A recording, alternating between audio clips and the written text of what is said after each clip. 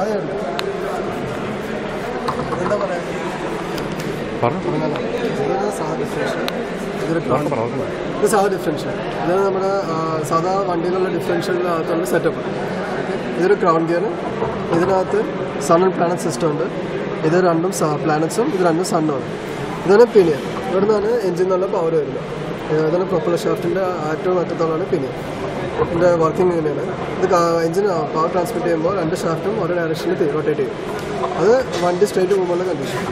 ഇനി അത് കഴിഞ്ഞ് നമ്മൾ വണ്ടി അഥവാ ഒരു ടേൺ എടുക്കാമെന്ന് വയ്ക്കും. അപ്പോൾ സപ്പോസ് ഒരു ലെഫ്റ്റ് സൈഡിലേക്ക് ടേൺ എടുക്കുകയാണെങ്കിൽ ലെഫ്റ്റ് സൈഡിൽ ലോഡ് കൂടുതൽ തിരിയുന്നു. അപ്പോൾ നോക്കുകയാണെങ്കിൽ പ്ലാനറ്റ്സ് ആദ്യം റൊട്ടേറ്റ് ചെയ്യും. ഫസ്റ്റ് കേസിൽ പ്ലാനറ്റ്സ് റൊട്ടേറ്റ് ചെയ്യുന്നുണ്ടാവില്ല. പ്ലാനറ്റ്സ് സ്റ്റേഷനറി ആയിരിക്കും. പ്ലാനറ്റ്സ് സ്പിൻ ചെയ്യില്ല. ജസ്റ്റ് ആ സണ്ണ് അബൌട്ടായിട്ട് റൊട്ടേറ്റ് ചെയ്യുള്ളൂ. ഇനി ലോഡ് വരുന്ന സമയത്ത് പ്ലാനറ്റ്സ് റൊട്ടേറ്റ് ചെയ്യും. അതെവിടെ ടോർക്ക് വ്യത്യാസം അവിടെ വരുന്നത് വെച്ചാൽ അതിനനുസരിച്ച് അവിടെ സ്പീഡ് കുറയും. സ്പീഡ് ഇവിടെ കുറയുമ്പോൾ ഇവിടെ കുറയുന്ന സ്പീഡ് ഇവിടെ കൂടും. അതാണ് സാധിക്കും. ഞങ്ങളുടെ കേസ് വരികയാണെങ്കിൽ ഓക്കെ, മെയിനായിട്ട് ഞങ്ങളുടെ ആപ്ലിക്കേഷൻ എന്താ വെച്ചാൽ ഒരു വണ്ടി ഒരു 180 ഡിഗ്രി ടേൺ ടേണിന് വേണ്ടി അസിസ്റ്റ് ചെയ്യുന്ന ഞങ്ങളുടെ മെയിൻ ആപ്ലിക്കേഷൻ. അപ്പോൾ സപ്പോസ് ഞങ്ങൾ ഉണ്ടാക്കിയ മോഡലിൽ ഇത് ക്രൗൺ ഗിയർ, ഇത് പിനിയൻ, ഇതിനകത്ത് സൺ ആൻഡ് പ്ലാനറ്റ് സിസ്റ്റം ഉണ്ട്. ഇത് നോർമൽ കേസ് കാണിക്കുകയാണെങ്കിൽ റൊട്ടേഷൻ നോക്കുമ്പോൾ രണ്ട് ഷാഫ്റ്റും രണ്ട് ആക്സൽസും ഒരേ ഡയറക്ഷനിൽ തിരിയുന്നു. അതാണ് നോർമൽ കേസ്.